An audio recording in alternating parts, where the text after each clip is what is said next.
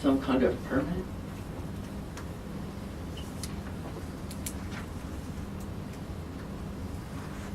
For Johnston, I mean, we have the signed water plan approved by their town council. The issues of traffic and impact on the town were what I was thinking of. Right, and those are certainly issues that the town might want to introduce information about, but I don't think that there are any permits involved for the other towns. The other towns on the route, do you mean, Madam Chair? Right. I that's what I would expect as well.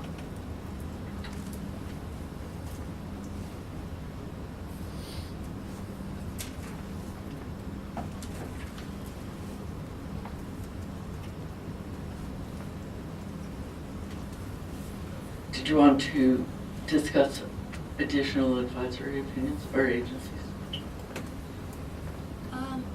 I think I just want to review the bidding here. So we talked about DEM, DOT, the statewide planning, as being entities where we know we need supplemental information.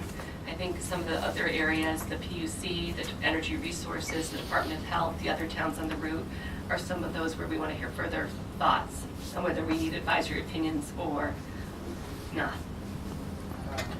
Providence Water Supply, like at some point, some sort of confirmation from the Providence Water Supply, the impact of this water consumption on their state need.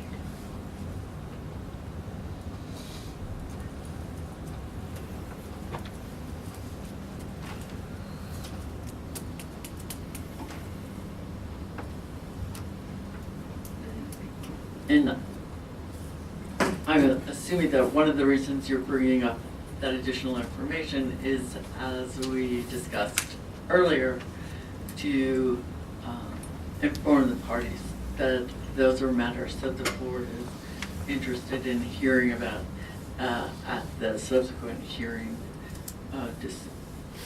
with the discussion that they have regarding advisory opinions that they feel are necessary. Exactly. We do have a lot of written argument on these issues already, but I know people want to have an oral argument and they may have some further thoughts before we schedule the hearing. I don't know if you're ready, if we can ask the coordinator the date.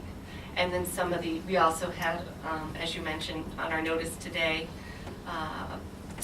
an item for discussion about the timeline for the proceeding. I don't know if you want to discuss that now or when we make decisions subsequently after the hearing about how those requests affect the overall timeline under the statute.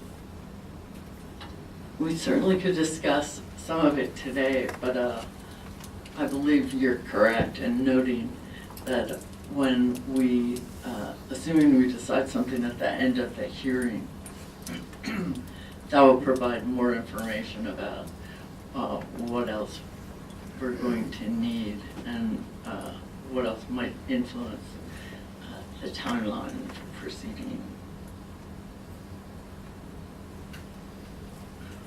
Talking about the timelines, yes, we do need some additional advisory opinions, but I do not think they need 6 months, although the statute says up to 6 months. Maybe in the next hearing we can talk about what additional time these departments might need to submit the advisory opinions. That will impact the overall process timeline. Perhaps we should find out if we do have a date that we can set the hearing for. The next available date is Tuesday, March 21st at 1 p.m.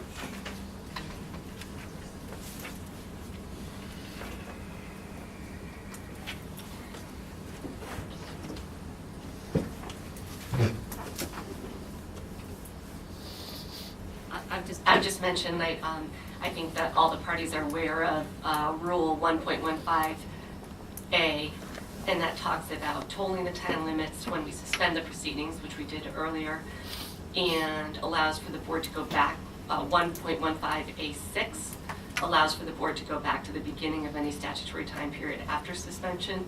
So when we took, I think it's going to be very important for all the parties that when we meet on the 21st, and we talk about advisory opinions, that we talk specifically about how that affects the timelines under the statute, so everyone can have an idea of what we're going back to, how that resets the clock, and then where under the statute that leaves us in regard to completed advisory opinions and then the scheduling of the hearings.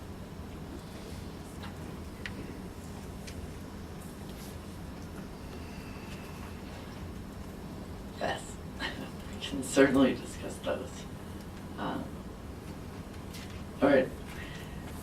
We will be noticing a hearing for Tuesday, March 21st at 1 p.m. To hear from the parties and continue the discussion on the advisory opinions. Is that correct?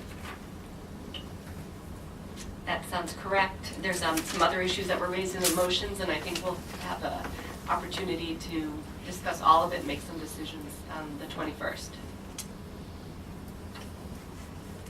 Very good. Is there anything further for today?